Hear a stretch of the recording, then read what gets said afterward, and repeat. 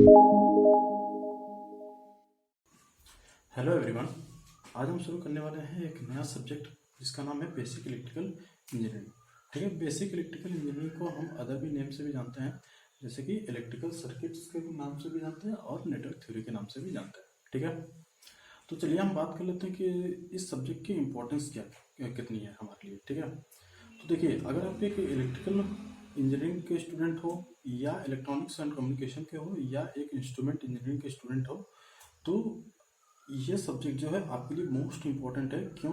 क्योंकि किसी भी टेक्निकल कम्पिटिटिव एग्जाम में इस सब्जेक्ट से क्वेश्चन आपके में पूछे ही जाते हैं। ठीक है ना, किसी भी टेक्निकल कम्पिटिटिव एग्जाम में इस सब्जेक्ट से क्वेश्चन आते ही आते हैं। ठीक है, दूसरी बात ये कि इसलिए भी इम्पोर्टेंट है क्योंकि आपको कोर सब्जेक्ट के कॉन्सेप्ट को समझने के लिए भी आप नेटवर्क थ्योरी जो है काफ़ी हेल्पफुल है। विदाउट नेटवर्क थ्योरी के कॉन्सेप्ट के बिना आप अपने कोर सब्जेक्ट के कॉन्सेप्ट को अच्छे फॉर्म में नहीं समझ सकते। ठीक है, क्यों? क्योंकि किसी भी डिवाइस का या किसी भी मशीन का क्या होता है कि एक इलेक्ट्रिकल सर्किट डायग्राम होता है, तो उस इलेक्ट्रिकल सर्किट डायग्राम के कॉन्सेप्ट को समझने के लिए आपको नेटवर्क थ्योरी के कॉन्सेप्ट पता होना चाहिए, जैसे कि केवीएल केसीएल क्या होता है, थ्योरम्स क्या होती है, इन सब के बारे में एक बेटर कॉन्सेप्ट आपको होना चाहिए, तभी आप उस डिवाइस के इलेक्ट्रिकल सर्किट डायग्राम को अच्छे फॉर्म में समझ सकते हो। ठीक है, तो इसलिए भी नेटवर्क थ्योरी जो है आपके लिए क्या है, बहुत ही इंपॉर्टेंट सब्जेक्ट होने वाला है।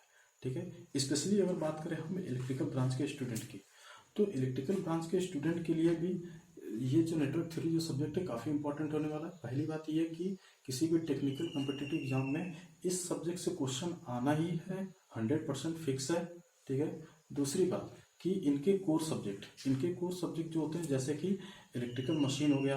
ठीक है, तो इलेक्ट्रिकल मशीन में भी डिफरेंट टाइप ऑफ मशीनें होती हैं, जैसे कि डीसी मशीन हो गया, सिंक्रोनस मशीन हो गया और इंडक्शन मशीन हो गया। तो इनके क्या होते हैं कि इलेक्ट्रिकल सर्किट डायग्राम होते हैं, तो उस कॉन्सेप्ट को समझने के लिए, उनके फार्मूले के डेरिवेशन के लिए भी आपको नेटवर्क थ्योरी आना जरूरी है। ठीक है, नेटवर्क थ्योरी के कॉन्सेप्ट आपको पता होना मस्ट है। ठीक है, विदाउट नेटवर्क थ्योरी के कॉन्सेप्ट के बिना आप उस मशीन के इलेक्ट्रिकल सर्किट डायग्राम को सॉल्व नहीं कर सकते, उसके फार्मूले को जनरेट नहीं कर सकते।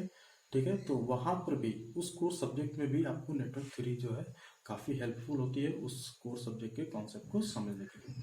दूसरी बात, जो आपका पावर इलेक्ट्रॉनिक्स हो गया, पावर इलेक्ट्रॉनिक्स में आप पढ़ते हो, रेक्टिफायर पढ़ते हो, चापर पढ़ते हो, ठीक है, और इन्वर्टर पढ़ते हो, तो उनके भी इलेक्ट्रिकल सर्किट डायग्राम होते हैं और उसमें जो होता है कि इंडक्टर और कैपेसिटर लगा होता है, तो वहाँ पे उसका चार्जिंग के टाइम पे कैसा होगा, डिस्चार्जिंग का कैरेक्टरिस्टिक्स क्या होगी, उसकी वेव फॉर्म क्या होगी।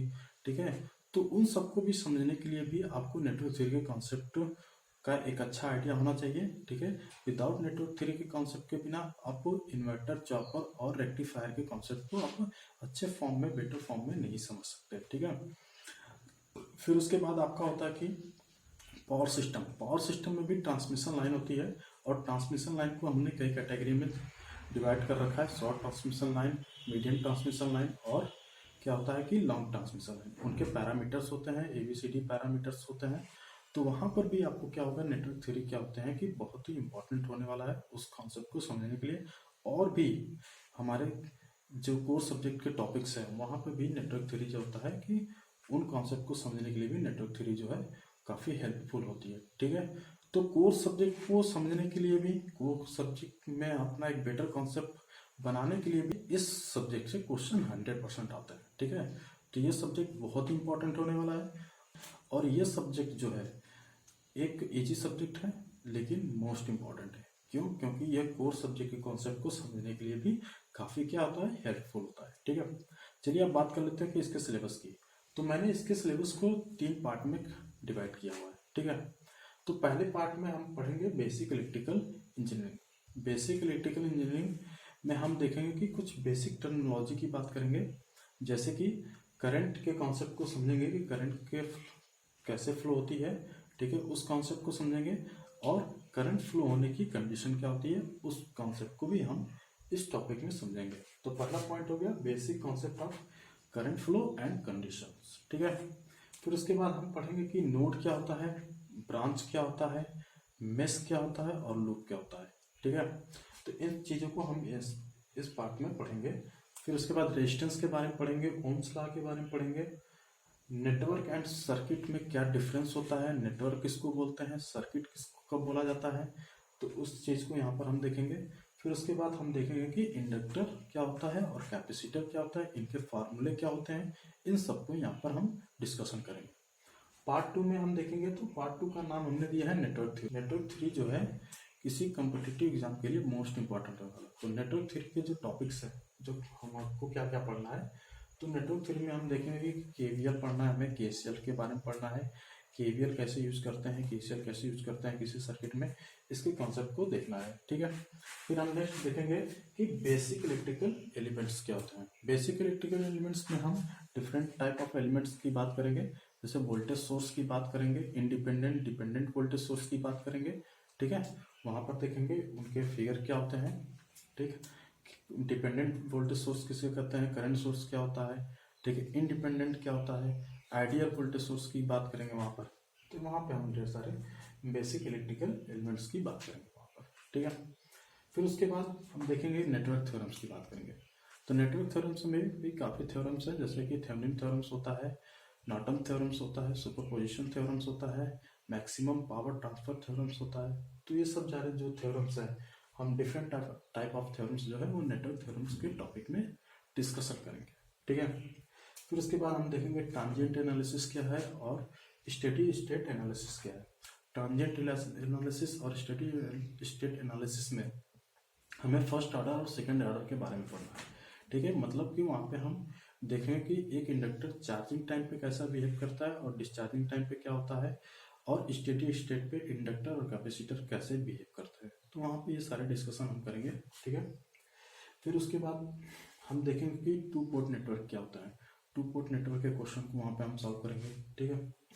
फिर रेजोनेंस के बारे में पढ़ेंगे, मैग्नेटिक कपल सर्किट के बारे में बात करेंगे। फिर उसके बाद हम बात करेंगे कि एसी एनालिसिस क्या है। मीन्स कि किसी भी सर्किट में अगर एसी सप्लाई दी गई है तो उसकी एनालिसिस कैसे करेंगे, उसके न्यूमेरिकल को कैसे सॉल्व करेंगे, उसके कॉन्सेप्ट को कैसे समझेंगे, ठीक है। वहाँ पे पावर क्या होता है, आरएमएस पावर क्या होता है, एवरेज पावर क्या होता है, इन सब का डिस्कशन हम क्या करेंगे, एसी एनालिसिस में करेंगे सॉरी। फिर हम बात करेंगे फेजर डायग्राम्स के बारे में, ठीक है। तो इंडक्टर का फेजर डायग्राम, कैपेसिटर का फेजर डायग्राम और इनके कॉम्बिनेशन से जो फेजर डायग्राम आते हैं उनका फेजर डायग्राम कैसा होगा, वहाँ पे हम इसकी डिस्कशन करेंगे।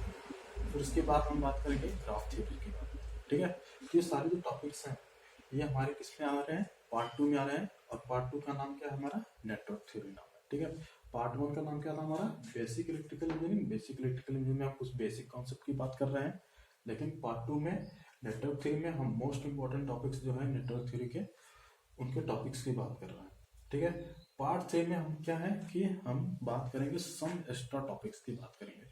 जैसे कि कभी कभी हम डिस्कशन करेंगे करंट फ्लो कैसे होती है, तो उसमें फ्री इलेक्ट्रॉन्स के कॉन्सेप्ट की बात करेंगे, ठीक है। वोल्टेज क्या होता है वहाँ पे उसको हम देखेंगे, एनर्जी क्या होता है, ठीक है। और इसी तरह ढेर सारे टॉपिक्स हैं जो टॉपिक्स इन सब में से बच जाएंगे या जिनको बहुत ही डिटेल में हमको समझना होगा, हम उसको बात करेंगे सम एक्स्ट्रा टॉपिक्स में, ठीक है।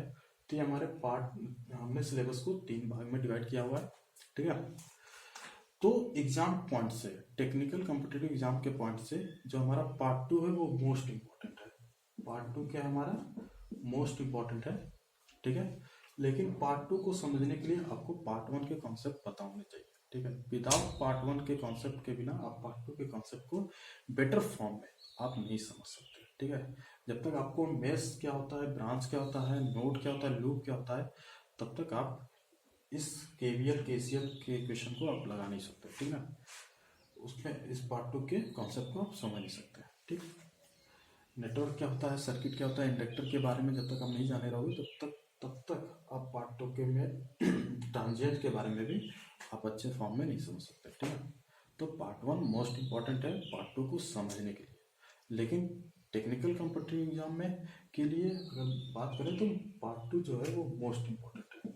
पार्ट 2 क्या आपका मोस्ट इंपॉर्टेंट होने वाला है, ठीक है, सिर्फ टेक्निकल कॉम्पिटिटिव एग्जाम के लिए। और पार्ट 3 तो हम ऐसे ही डिस्कशन करेंगे कभी किसी अदर टॉपिक पे, नेटवर्क थ्योरी की किसी अदर टॉपिक पे डिस्कशन करेंगे डिटेल वर्जन में, ठीक है। ओके, तो चलिए अब नेक्स्ट क्लास में मिलते हैं। Okay, bye.